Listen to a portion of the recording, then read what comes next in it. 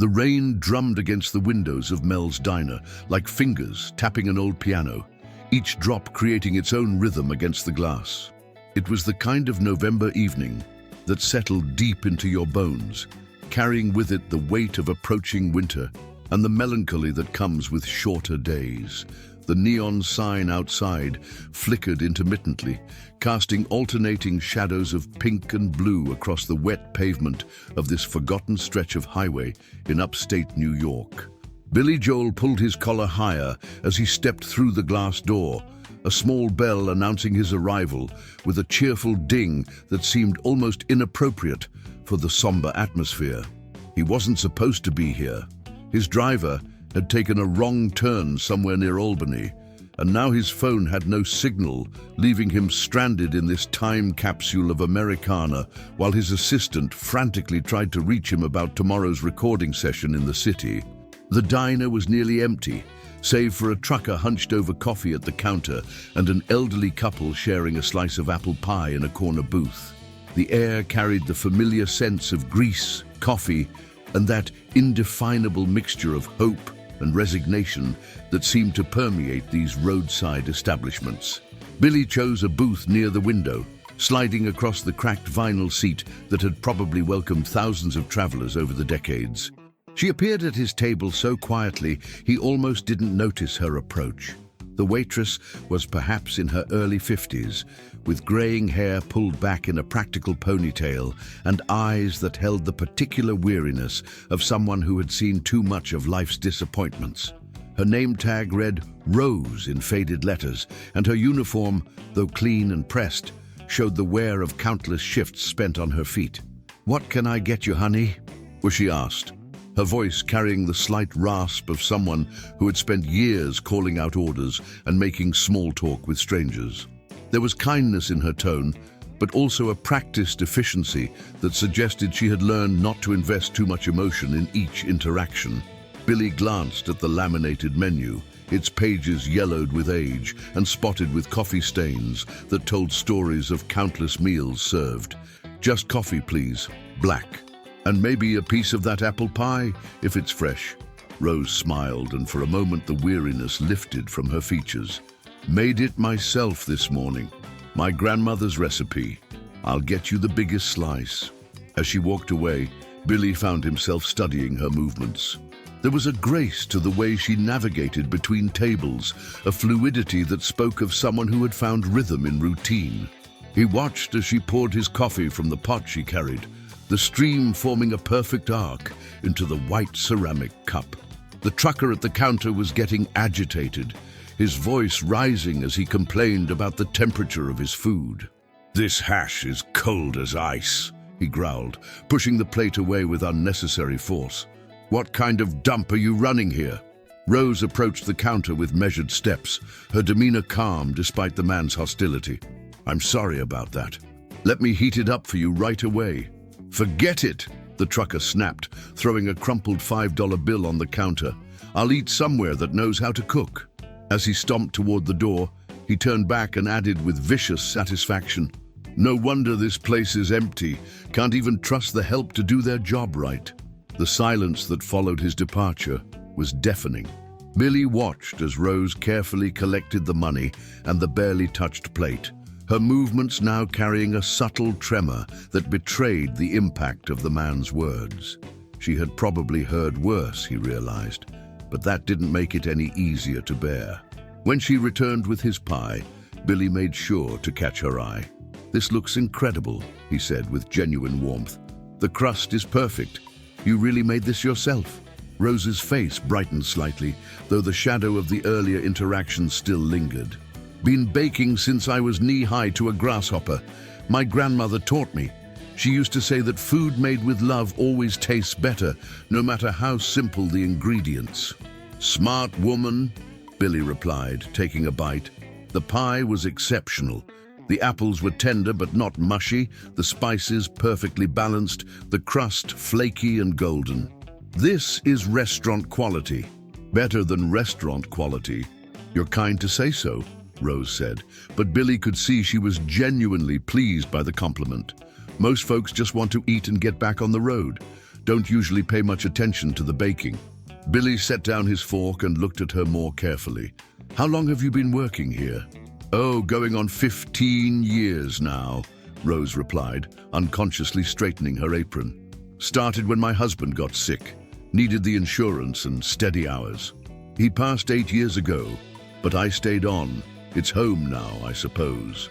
There was something in her voice, a note of resignation mixed with acceptance, that struck Billy deeply.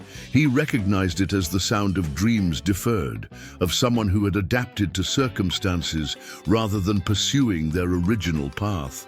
It was a melody he had heard in countless songs, the bittersweet harmony of compromise and survival. What did you do before? He found himself asking, though he wasn't sure why the question seemed so important. Rose glanced around the nearly empty diner, as if checking to make sure she had time for conversation. I taught music, she said quietly. Elementary school. Had to give it up when Tom got sick. The pay wasn't enough to cover his treatments, and the insurance here was better. Billy felt something shift in his chest, a recognition that went deeper than mere sympathy. What instrument did you play? Piano mostly, some guitar. I used to write a little too, but she trailed off with a self-deprecating smile. Listen to me, going on like this. You probably have places to be. Actually, I'm in no hurry, Billy said, and realized it was true. I'd love to hear more about your music. Rose looked at him with surprise, as if no one had expressed interest in that part of her life for years. It wasn't anything special, just little songs for the kids to help them remember their lessons. Silly things, really. Songs are never silly, Billy said with quiet conviction. They're pieces of our souls set to music, even the simple ones, especially the simple ones. Something in his tone made Rose pause. She studied his face more carefully, taking in the thoughtful eyes, the weathered features that spoke of a life lived fully. You sound like you know something about music yourself. Billy smiled, a genuine expression that transformed his entire face.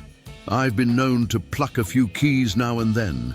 The bell above the door chimed, and two men in expensive suits entered, shaking the rain from their coats and talking loudly into their phones.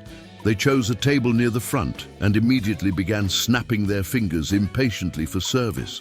Excuse me, Rose said to Billy, her professional demeanor sliding back into place. Let me take care of these gentlemen. Billy watched as she approached their table, notepad ready. The men barely looked up from their phones as they rattled off their orders, treating her as if she were invisible. One of them, a heavy-set man with thinning hair, actually waved his hand dismissively when she asked if they wanted dessert. Do I look like I need dessert? He said with a cruel laugh. Just bring the check and make it snappy. Some of us have important business to attend to. Rose nodded quietly and retreated to the kitchen. Billy found his hands clenching involuntarily around his coffee cup. He had witnessed this scene too many times, the casual cruelty of people who believed their success gave them license to diminish others. It was a particular type of blindness that money and status seemed to cultivate, an inability to see the humanity in those who served them. The businessman spent the next 20 minutes making increasingly loud phone calls, discussing deals and acquisitions with the kind of aggressive enthusiasm that suggested they enjoyed wielding power over others. When Rose brought their food, they complained that the coffee was too weak, the sandwich too dry, the fries too cold. She accepted each criticism with patience, offering to fix whatever was wrong, but they seemed more interested in finding fault than in actually improving their meal. Billy found himself remembering his own early days in the music business when he had waited tables and tended bar to pay the bills. He recalled the sting of condescension from customers who saw service workers as less than human, the way some people seemed to take pleasure in making others feel small. Those experiences had left marks on his soul, reminders of what it felt like to be invisible, to have your dignity dismissed as easily as a crumpled napkin. When the men finally left, after leaving an insultingly small tip and making one final comment about the quality of help these days, Billy watched Rose clear their table with the same quiet dignity she had maintained throughout their abuse. Her hands moved efficiently, stacking plates and wiping down surfaces, but he could see the slight slump in her shoulders, the way she avoided eye contact with the other customers. "Those men were idiots," Billy said when she came to refill his coffee cup. Rose looked startled by his directness. "They're customers," she replied automatically. "It's not my place to judge." "Maybe not," Billy said, "but it's my place to judge. And they were idiots. You handled that with more grace than they deserved." Rose's eyes glistened slightly, and Billy realized his words had touched something deep. "Some days are harder than others," she admitted quietly. "Some days I wonder what I'm doing here, whether this is all there is." Billy leaned forward, his expression serious. "Can I ask you something? Do you still write music?" Rose shook her head quickly. "Oh no, I haven't done that in years. No time for such things anymore." "But you still think about it," Billy pressed gently. "I can see it in your eyes when you talk about it. That spark doesn't just disappear." Rose was quiet for a long moment, absently polishing a spot on the table that was already clean. "Sometimes I hear melodies," she admitted finally, "when I'm washing dishes or closing up at night. Little fragments that don't go anywhere." "What if they could go somewhere?" Billy asked. Before Rose could respond, the elderly couple at the corner booth called for their check. As she walked over to help them, Billy found himself studying the diner more carefully. The walls were covered with faded photographs of the town's history, old baseball teams, church picnics, high school graduations. There was a small piano in the corner, covered with dust and probably unused for years. It looked like it had been there since the diner's early days. A reminder of a time when live music was part of the evening's entertainment. The elderly couple, who introduced themselves as Martha and Frank, were celebrating their 50th wedding anniversary with a quiet dinner out. They had been coming to this diner for decades, they told Rose, and always requested her section because she made them feel like family. "You're the heart of this place, dear," Martha said, patting Rose's hand gently. "Don't know what we'd do without you." Frank nodded in agreement, adding, "You always remember how I like my coffee, and that Martha prefers her eggs over easy.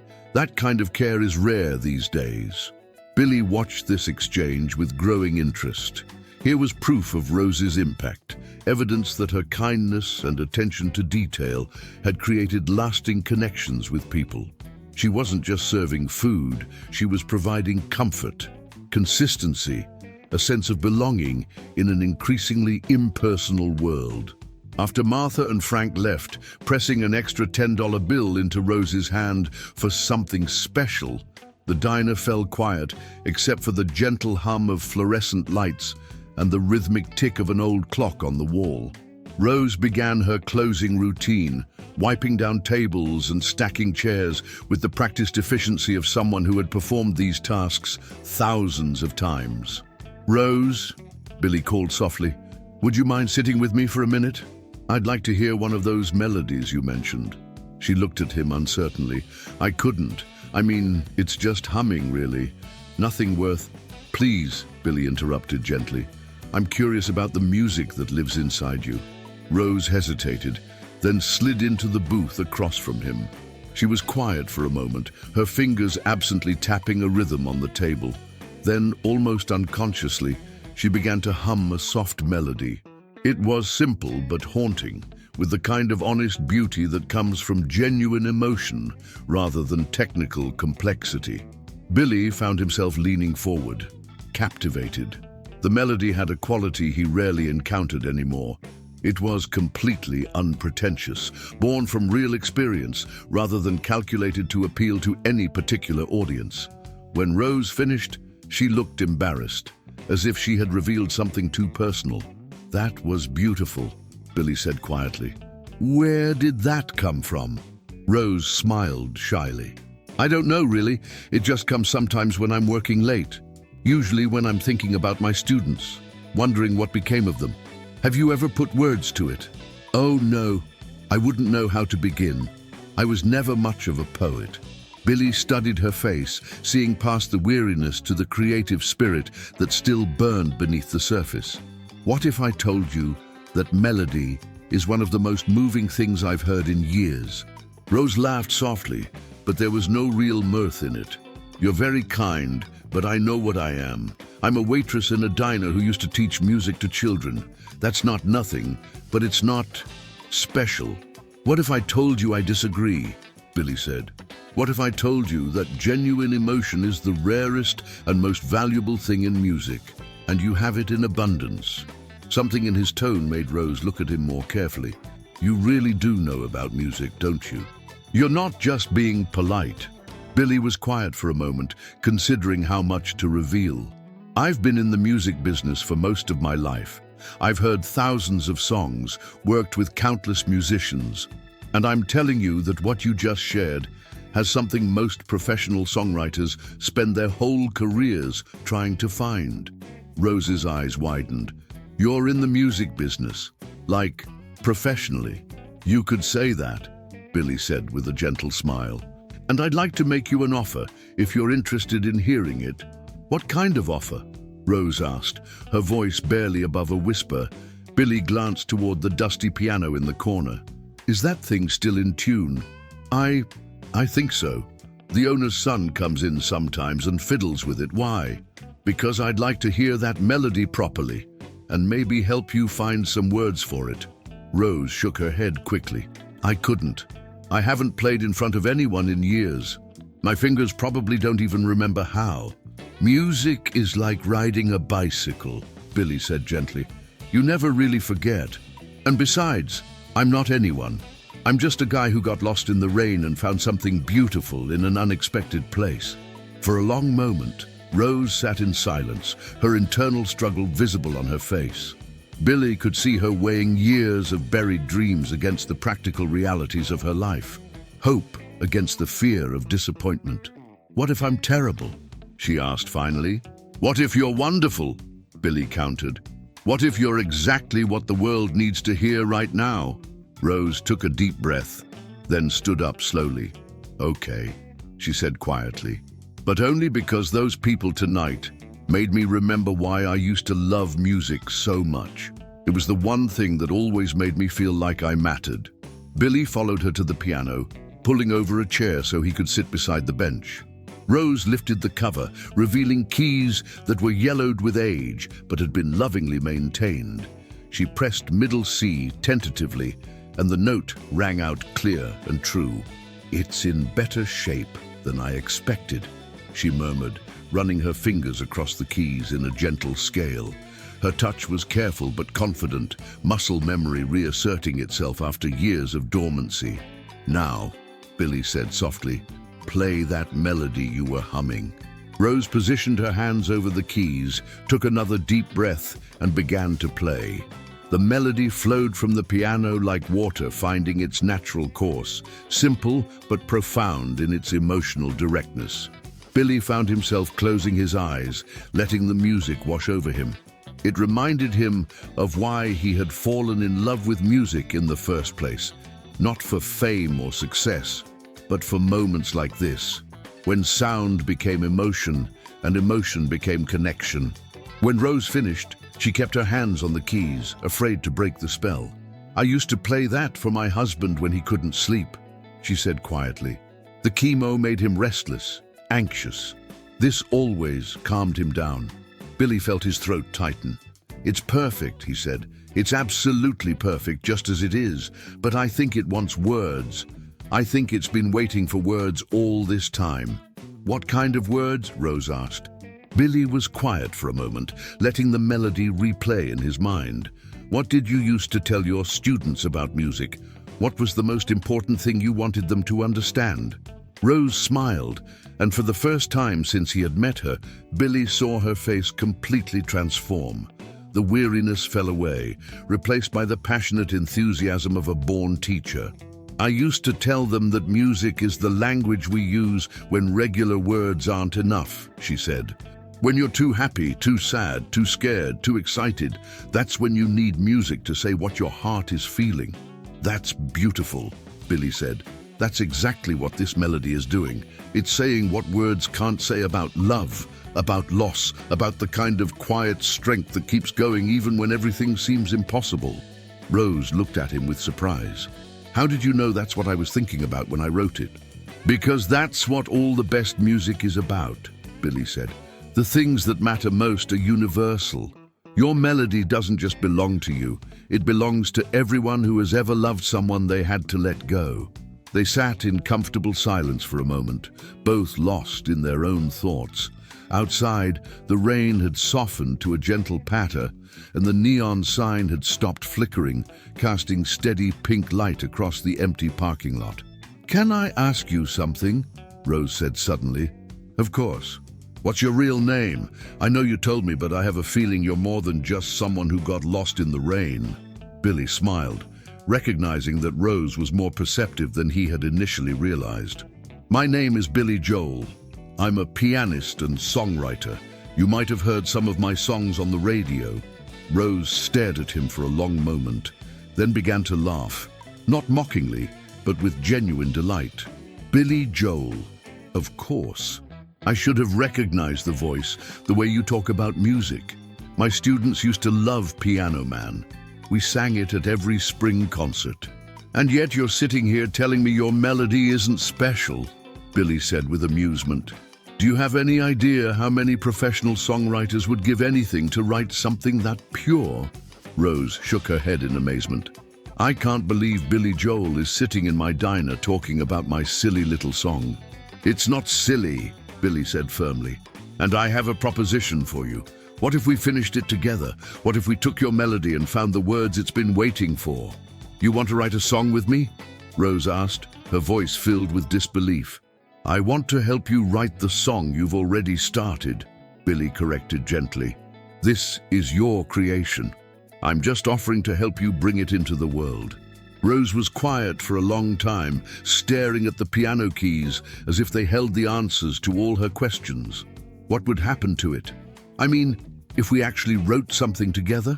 Billy considered his words carefully. "That would be up to you. We could keep it private, just between us, or we could share it with others. Sometimes the world needs to hear certain songs, especially songs that come from places of real experience and genuine emotion." "I don't know anything about the music business," Rose said. "I wouldn't even know where to begin with contracts and lawyers and all that complicated stuff." "You don't need to worry about any of that right now," Billy assured her. "Right now, all we need to think about is the music. Everything else can wait." Rose looked at him searchingly. "Why are you doing this? Why does my little melody matter to you?" Billy was quiet for a moment, searching for the right words. "Because genuine artistry is rare, and when you find it, you have a responsibility to honor it. Because your melody reminds me why I fell in love with music in the first place, and because sometimes the universe puts people in each other's paths for a reason." "What reason?" Rose asked softly. "I don't know yet," Billy admitted, "but I have a feeling we're about to find out." Rose nodded slowly, then placed her hands back on the piano keys. "Okay," she said quietly. "Let's see what happens." Billy pulled his chair closer to the piano bench. "Play it again, but this time try to let your mind wander. Think about all the things that melody makes you feel, all the memories it brings up. Don't censor yourself. Just let the images flow." Rose began to play again, her touch more confident now. As the melody unfolded, Billy watched her face, seeing the story playing out behind her eyes. When she finished, he leaned forward. "What did you see?" he asked gently. Rose's eyes were bright with unshed tears. "I saw my husband the night he died. He was lying in his hospital bed, and I was holding his hand, humming this melody because it was the only thing that seemed to help with his pain. And I saw my students on the last day of school, singing in the auditorium with such joy, not knowing it was the last time I would teach them. And I saw myself at 16, playing piano at my church, thinking I would spend my whole life making music." Billy felt his own eyes welling up. "Those are the words, Rose. That's exactly what this song needs to be about. The moments when music becomes a bridge between what we've lost and what we still carry with us." "But how do you turn those images into lyrics?" Rose asked. Billy smiled. "The same way you turned your emotions into melody. You trust your instincts and let the truth guide you." They spent the next hour working together, Billy asking gentle questions and Rose finding words that matched the emotional landscape of her melody. Slowly, verse by verse, the song took shape. I held your hand in darkness, hummed the only song I knew. The melody that carried us when words would not break through, in hospital rooms and empty halls where echoes learn to cry. I found that music speaks the truth when love has to say goodbye. The chorus emerged from Rose's description of her teaching days, when music had been a daily miracle that connected her to something larger than herself. But the song goes on. The song goes on. Even when the singers have to leave, the song goes on. The song goes on. In every heart that learned to believe as they worked, Billy found himself marveling at Rose's natural instinct for lyrics. She had the rare ability to find universal truth in personal experience, to transform specific moments into emotions that anyone could understand. Her words were simple but profound, free of the cleverness that often masked emptiness in professional songwriting. When they finished the first complete version, Rose played it through from beginning to end. The combination of her haunting melody with the honest, heartfelt lyrics created something that was greater than the sum of its parts. Billy felt the familiar tingle that came with the recognition of something special, the sense that they had uncovered rather than created this song. "Rose," he said quietly when she finished playing, "that's a hit record." Rose laughed, but Billy could see she was deeply moved by what they had accomplished together. "You really think so?" "I know so. I've been doing this for 40 years, and songs like this are what every songwriter dreams of writing. You've captured something that's completely authentic and completely universal at the same time." Rose stared at the sheet music they had scrawled together, her handwriting mixed with Billy's in a testament to their collaboration. "What happens now?" Billy considered the question carefully. "What do you want to happen?" "I don't know," Rose admitted. "Part of me wants to keep it secret, like a treasure that's too precious to share.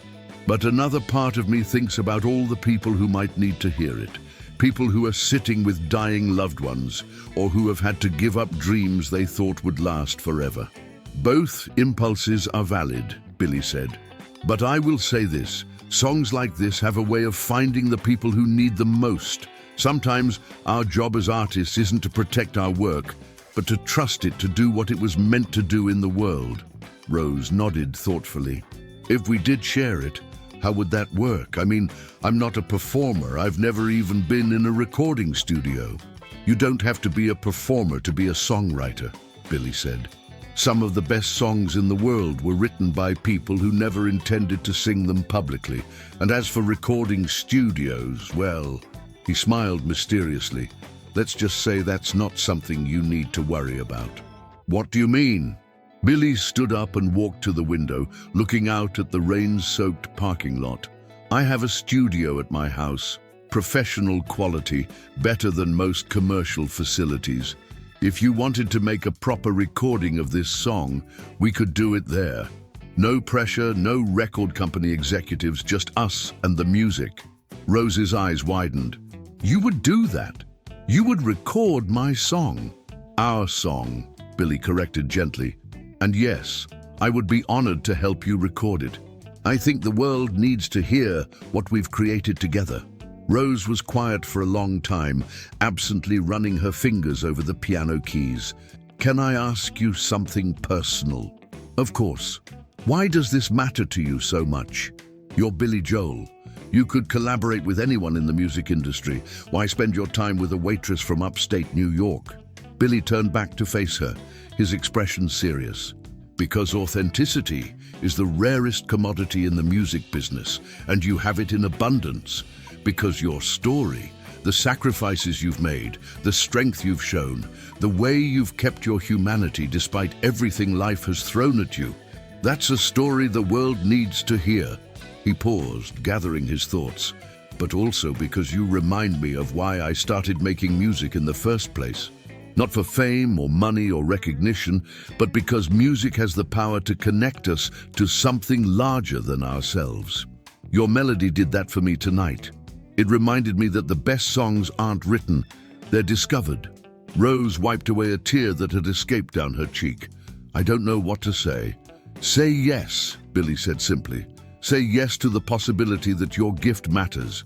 Say yes to the chance that your story could touch someone else's life the way music has always touched yours. Rose looked at the piano, at the sheet music covered with their intertwined handwriting, at this man who had appeared out of the rain like an answer to a prayer she had never dared to voice. Yes, she said quietly, then louder with growing confidence. Yes. Billy smiled, the kind of smile that came from witnessing someone step into their own power. Then let's talk about next steps. I'd like to arrange a proper recording session within the next few weeks. We'll take our time, make sure everything is exactly right. This song deserves to be treated with respect. What about my job here? Rose asked, suddenly practical. I can't just disappear. People depend on me. You won't have to disappear, Billy assured her. We can work around your schedule. Most recording happens in the evenings anyway. And who knows? If things go well, you might eventually have some choices about your future that you don't have right now. Rose looked around the diner, taking in the familiar surroundings that had defined her life for 15 years. It's scary to think about change after so long. The scariest changes are usually the ones we need most, Billy said gently. But we'll take it one step at a time. For now, let's just focus on making the best recording we possibly can. They spent another hour refining the song, adjusting lyrics and exploring different musical arrangements.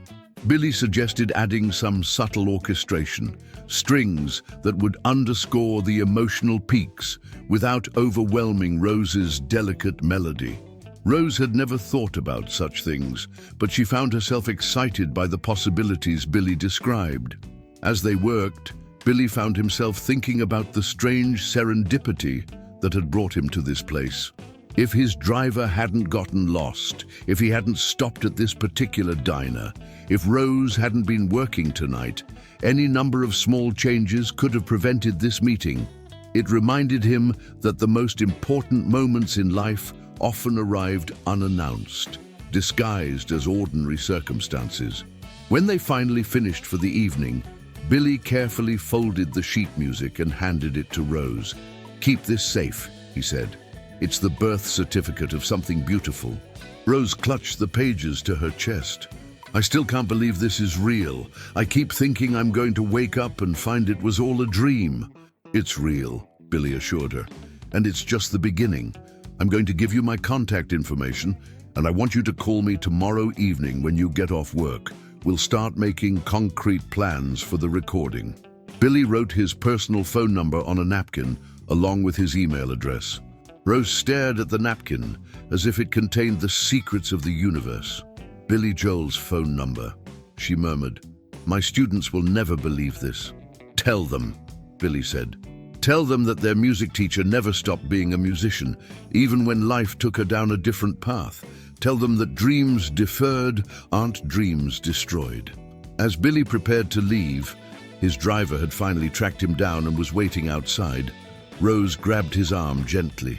Thank you, she said, her voice thick with emotion. Not just for the song, but for seeing something in me that I had forgotten was there. Billy covered her hand with his own. You never lost it, Rose. It was just waiting for the right moment to resurface. Sometimes we need someone else's eyes to help us see what was always there. He walked to the door, then turned back for one final look at Rose standing beside the piano, the sheet music still clutched in her hands. She looked transformed, not just by their collaboration, but by the recognition of her own worth, her own artistic validity. Rose, Billy called out, when we record this song, I want you to play piano. Your touch, your interpretation, that's what makes it special. Rose nodded, too overcome with emotion to speak. As Billy stepped out into the rain, he reflected on the evening's unexpected turn. He had come into the diner a successful musician, looking for nothing more than coffee and shelter from the storm. He was leaving as a collaborator, having found something he hadn't even known he was searching for. A reminder of music's power to transform ordinary moments into extraordinary connections. The next 3 weeks passed in a blur of phone calls, emails, and careful planning. Billy arranged for Rose to have a day off from the diner so they could meet at his home studio. He also quietly arranged for one of his sound engineers to join them, along with a small string quartet to add the orchestral touches they had discussed. Rose spent those weeks in a state of nervous excitement, practicing the song every night after the diner closed. She found herself rediscovering the joy of performance, the way music could transport both player and listener to a place beyond the mundane concerns of daily life. The recording session took place on a crisp December morning at Billy's Long Island home. Rose arrived early, her hands shaking slightly as she rang the doorbell.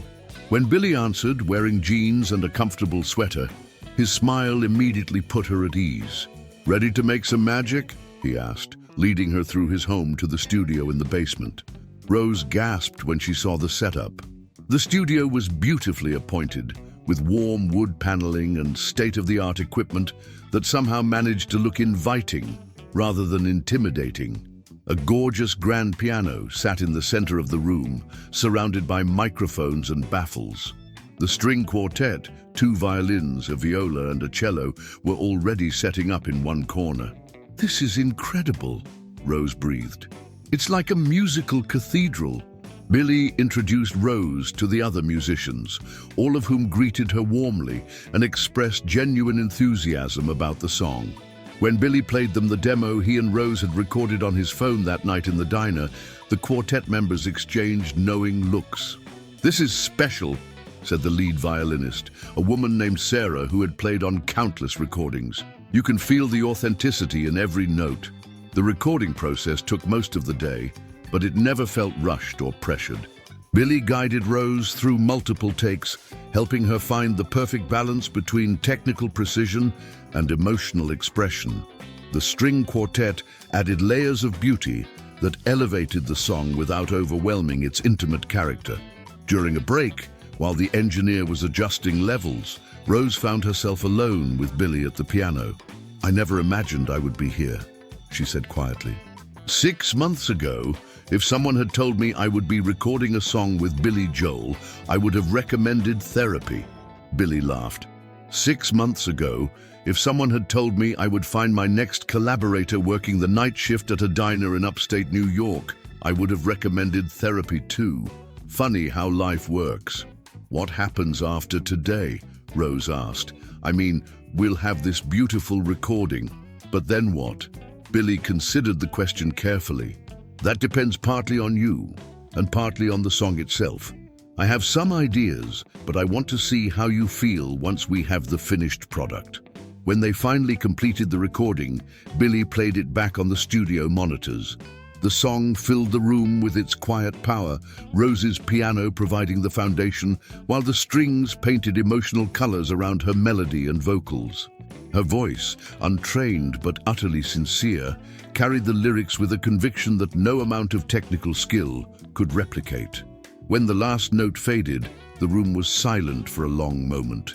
Then Sarah, the violinist, began to applaud, and the others joined in. Rose sat at the piano, tears streaming down her face, overwhelmed by what they had created together. "That," Billy said quietly, "is what music is supposed to sound like. That's what happens when craft serves emotion instead of the other way around." 2 weeks later, Billy called Rose with news that would change her life forever. A copy of their song had found its way to a friend of his who worked in film music, who had played it for a director looking for the perfect piece to underscore a pivotal scene in an upcoming movie.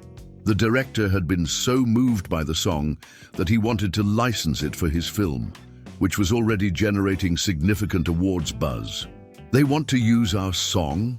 Rose asked, her voice barely above a whisper. She was sitting in her small apartment above the diner, still wearing her uniform from the evening shift. "Not just use it," Billy explained. "They want to build an entire scene around it." The director says it captures exactly the emotion he's been trying to find for months. That sense of love, transcending loss, of finding beauty in the midst of grief. Rose sank into her worn armchair, overwhelmed by the magnitude of what Billy was telling her. What does this mean, practically speaking? It means you're about to become a published songwriter, Billy said with warmth in his voice. It means royalty checks and ASCAP registration and all the official recognition that comes with having your work in a major motion picture. But more than that, it means millions of people are going to hear the song that came from your heart. The movie, titled The Last Dance, was a drama about a woman caring for her aging mother while rediscovering her own abandoned dreams. The scene that featured Rose's song was the emotional centerpiece of the film, a moment where the daughter sits at her mother's bedside in the hospital, humming a lullaby that bridges their shared memories of happier times. When Rose finally saw the film at a private screening Billy arranged, she was astounded by how perfectly her melody fit the story being told. The song didn't just accompany the scene, it seemed to give voice to emotions the characters couldn't express in words. As the camera focused on the actress's face, tears streaming as she hummed Rose's melody, Rose understood for the first time the true power of what she had created. "That's my song," she whispered to Billy in the darkened theater. "That's really my song, helping to tell that story." "Our song," Billy corrected gently. "And yes, this is what music is supposed to do, help people feel less alone in their experiences." The film premiered at the Toronto International Film Festival to critical acclaim, with several reviewers specifically mentioning the haunting beauty of the song that underscored its most powerful scene. One critic wrote, "The film's emotional climax is elevated by a piano melody of such pure, unadorned beauty that it seems to have emerged directly from the human heart rather than any commercial songwriting process." When Rose read that review, she called Billy, sobbing with joy and disbelief. "They're talking about my melody," she said through her tears. "The same melody I used to hum while washing dishes at 2 in the morning, thinking no one would ever hear it." "The world has been waiting for that melody," Billy told her. "It just took a while to find its way home." As the film moved toward wider release, Billy presented Rose with another opportunity that would test her readiness to step fully into her new identity as a recognized songwriter. "I've been thinking about something," he said during one of their regular phone conversations. "What would you say to performing the song live?" Rose's immediate response was panic. "Perform? In front of people? Billy, I haven't performed publicly since high school choir concerts. I wouldn't know how to begin." "You performed for me that night in the diner," Billy reminded her gently. "You performed for the string quartet in the studio." Performance isn't about the size of the audience, it's about the sincerity of the connection.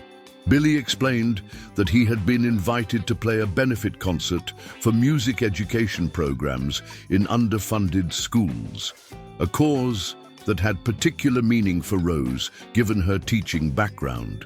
The organizers had asked if he might premiere any new material, and Billy thought it would be the perfect venue for Rose to share her story and her song with a live audience. "You would be there with me?" Rose asked, her voice small with uncertainty. "Every step of the way," Billy assured her. "But we could do it as a duet, you on piano and vocals, me providing harmony and moral support. It would be a way to honor your background as a teacher while stepping into your future as a songwriter." Rose spent the next month preparing for what felt like the most terrifying and exhilarating challenge of her life. She arranged for time off from the diner, her first extended break in years, and traveled to Billy's home for intensive rehearsals. Working with Billy in his home studio, Rose discovered aspects of her musical abilities she had never explored. Under his patient guidance, she learned to project her voice without losing its intimate quality, to connect with an imagined audience through the piano, to trust that her story was worth sharing. "Remember," Billy told her during their final rehearsal, "you're not performing for them, you're sharing with them. There's a difference. Performance is about impressing people. Sharing is about connecting with them. The night of the benefit concert, Rose stood in the wings of the elegant concert hall, watching Billy perform some of his most beloved songs for an audience of music lovers and education advocates. Her hands were shaking, and she found herself questioning whether she belonged on the same stage as someone of Billy's stature. When Billy introduced her to the audience, he spoke with genuine reverence about their collaboration and Rose's journey from music teacher to working waitress to recognized songwriter. Music has always been about storytelling, he told the packed auditorium. Tonight, I want to share a story about how the most beautiful songs often come from the most unexpected places. My collaborator tonight is Rose Martinez, and her song is going to remind you why music education matters, why every child deserves the chance to discover the music that lives inside them. As Rose walked out onto the stage, the applause was warm and encouraging. She had worried that the audience would see her as an imposter, but the faces looking back at her were filled with curiosity and anticipation rather than judgment. She took her place at the grand piano, adjusted the microphone, and looked out at the sea of faces. For a moment, panic threatened to overwhelm her. Then she caught sight of Billy, standing just off stage, giving her an encouraging nod. She thought about her students, about her husband, about all the moments in her life when music had provided comfort and connection. 6 months ago, Rose began, her voice stronger than she had expected. I was a waitress in a small-town diner, humming melodies while I cleaned tables and wondering if anyone would ever hear the songs that lived in my heart. Tonight, thanks to the kindness of Billy Joel and the magic that happens when we're brave enough to share our gifts, I get to sing for you. She began to play, and the familiar melody filled the concert hall with its gentle power. As she sang the words she and Billy had crafted together, Rose felt something she had never experienced before, the profound connection that occurs when an artist shares their truth with receptive hearts. The audience was completely silent, hanging on every note, every word. Rose could see tears glistening on faces throughout the auditorium, and she realized that her song was doing exactly what it was meant to do, helping people feel understood in their own experiences of love and loss. When she finished, the silence stretched for what felt like an eternity. Then the applause began. Not the polite appreciation typically given to opening acts, but the kind of sustained emotional response reserved for moments of genuine artistic transcendence. Rose stood at the piano, overwhelmed by the realization that she had just shared the most personal part of herself with strangers and been met with acceptance and celebration. Billy joined her on stage, and together they took their bows as the audience continued to applaud. Later, at the reception following the concert, Rose was approached by dozens of people who wanted to share how deeply the song had moved them. A woman in her 60s told Rose that the lyrics had perfectly captured her experience of caring for her late mother. A young man explained that the melody reminded him of songs his grandmother used to hum. An elderly couple said they planned to have the song played at their upcoming 50th anniversary celebration. This is what I never understood about songwriting, Rose confided to Billy as they watched people continue to approach them with their personal connections to the music. I thought it was about creating something clever or catchy.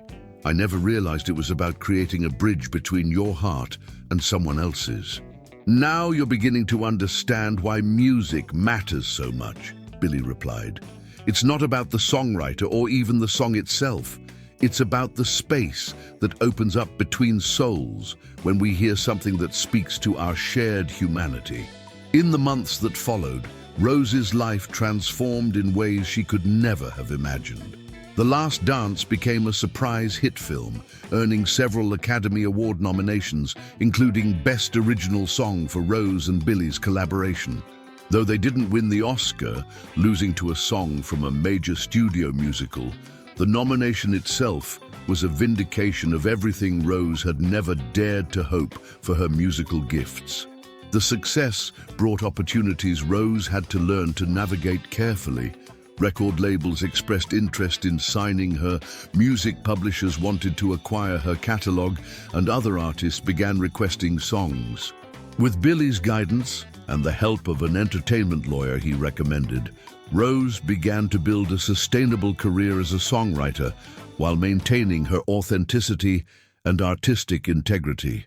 Perhaps most importantly, Rose discovered that success didn't require abandoning her connection to the life she had built at the diner. She negotiated a reduced schedule that allowed her to continue working part-time, maintaining her relationships with regular customers like Martha and Frank while pursuing her music career. The diner became a touchstone, a reminder of where she had come from and the experiences that informed her songwriting. She used her new platform to advocate for music education, establishing a scholarship fund for students who wanted to pursue musical studies but lacked financial resources. Every year, she returned to perform at benefit concerts for underfunded school music programs, sharing her story as evidence that musical gifts can flourish at any stage of life when given proper nurturing and support. One evening, exactly 1 year after Billy had first walked into the diner, Rose was finishing her shift when a familiar figure appeared at the door. Billy entered, shaking rain from his coat and smiling at the symmetry of the moment. "Thought I'd stop by and see how my favorite songwriter was doing," he said, sliding into the same booth where their collaboration had begun. Rose poured him coffee without being asked, the gesture automatic after decades of service, but now infused with the warmth of genuine friendship. "Can't complain," she said, sitting across from him. "Just finished writing a new song this afternoon. Want to hear it?" "Always," Billy said. Rose moved to the old piano in the corner, now properly tuned and regularly maintained thanks to her discreet financial contribution to the diner's upkeep, and began to play. The new song was different from their first collaboration, more complex harmonically, but retaining the emotional directness that had made their partnership so successful. As she played, Billy marveled at how much Rose had grown as a musician and songwriter. Her technique had improved dramatically through study and practice, but more importantly, she had gained confidence in her ability to translate personal experience into universal truth through music. When she finished, Billy applauded appreciatively. "That's beautiful, Rose. You've really found your voice as a writer." "I had a good teacher," Rose replied with a smile. "Someone who helped me understand that the stories we carry are worth sharing, even when we think they're too ordinary to matter." They talked for over an hour, catching up on each other's projects and sharing ideas for future collaborations. Their partnership had evolved beyond that first miraculous song into a genuine creative friendship based on mutual respect and shared values about the purpose of music. As Billy prepared to leave, he paused at the door and looked back at Rose, who was wiping down tables in preparation for closing. "You know what I realized tonight?" he said. "What's that?" "That night a year ago, when I stumbled in here lost in the rain, I thought I was just looking for shelter from the storm, but I think I was really looking for something else, a reminder of why I started making music in the first place." Rose smiled, understanding exactly what he meant. "And I thought I was just serving coffee to another customer who would eat and leave and forget me 5 minutes later. Funny how life works, isn't it? The best stories always start with people who don't know they're about to become part of each other's stories," Billy said. "Thanks for sharing your melody with me, Rose. Thanks for trusting me with something so precious." "Thank you for hearing it," Rose replied. "Thank you for helping me remember that I was always more than just a waitress who used to teach music. I was always a musician who happened to be working as a waitress." As Billy disappeared into the night, Rose finished her closing routine with a lightness in her step that had become habitual over the past year. She had learned that transformation doesn't always come through dramatic upheavals. Sometimes it arrives quietly, in the form of an unexpected conversation with a stranger who sees something in you that you had forgotten was there. She thought about the young woman she had been, full of dreams about sharing music with the world, and the middle-aged woman she had become, resigned to a life of serving others, while her own gifts remained hidden. Neither version of herself had been wrong. They had both been doing their best with the circumstances life had presented. But now, she understood something she hadn't known then. Dreams don't have expiration dates, gifts don't diminish with age, and it's never too late to become who you were always meant to be. Sometimes, you just need someone else to remind you of your own worth, to help you see that what you thought was ordinary was actually extraordinary all along. Rose turned off the lights in the diner and locked the door behind her. Tomorrow would bring another day of serving customers, writing songs, and living the beautiful, complicated life she had learned to embrace in all its imperfection. She had discovered that success wasn't about choosing between dreams and reality. It was about finding ways to honor both, to be fully present in your current circumstances while remaining open to the possibility that everything could change in an instant. As she walked to her car, Rose found herself humming a new melody, one that had just emerged from the evening's conversation with Billy. She made a mental note to work on it when she got home, to see what words it wanted to carry, what story it was trying to tell. The rain had stopped, and stars were beginning to appear between the breaking clouds. Rose looked up at them and smiled, thinking about all the other dreamers around the world who were just beginning to discover their own voices, their own stories worth sharing. She hoped they would be brave enough to trust their gifts, even when the world seemed to have no place for them. Because sometimes, she had learned, the world was just waiting for someone brave enough to offer something real, something honest, something that came from the heart rather than from calculations about what people wanted to hear. Sometimes the person who walked through your door looking for nothing more than coffee and shelter from the storm was actually looking for the same thing you were. A reminder that authentic connection was still possible, that individual stories still mattered, that music could still build bridges between strangers. Rose drove home through the quiet streets of her small town, already imagining the song she would write about this anniversary, about the strange magic of second chances and unexpected partnerships. She had learned that the best songs often came from the most ordinary moments, when life surprised you with its capacity for beauty and transformation. Tomorrow, she would wake up and return to the diner, where she would serve coffee and clear tables and listen for the melodies that lived in the spaces between words. She would continue writing songs that captured the experiences of real people living real lives. Songs that honored the struggles and triumphs of ordinary folks who deserved to have their stories told through music. And sometimes, when the diner was quiet and the last customer had gone home, she would sit at the old piano and play the song that had started it all, the melody that had been waiting all her life for someone to recognize its worth, the song that had taught her that the most powerful music comes not from technical perfection, but from the courage to be vulnerable, to be authentic, to trust that your truth might matter to someone else. The waitress, who had once felt invisible, had learned that she had been seen all along by the customers whose lives she touched with small kindnesses, by the universe that had been preparing her for this moment of recognition, and by herself. Once she finally allowed herself to believe that her gifts were worthy of sharing with the world. Never underestimate the power of a kind heart, a patient teacher, or a melody hummed in the darkness while washing dishes. Sometimes the person serving you coffee is carrying a song that could change your life, if only you take the time to listen. Sometimes the ordinary moments are the most extraordinary of all, pregnant with possibilities we can't even imagine until we're brave enough to reach for them. And sometimes, when you think you're just seeking shelter from the storm, you're actually about to discover the very thing that will transform not only your own life, but the life of someone who has been waiting their whole life for exactly the kind of recognition and encouragement you have the power to provide. The song goes on, carrying all of us forward into whatever beautiful, unexpected chapters await around the next turn in the road. If this story touched your heart, please take a moment to like this video and subscribe to our channel for more inspiring stories about the power of human connection and the magic that happens when we're brave enough to share our gifts with the world. What dreams have you been carrying that deserve to see the light? Share your thoughts in the comments below. You never know who might need to hear your story today.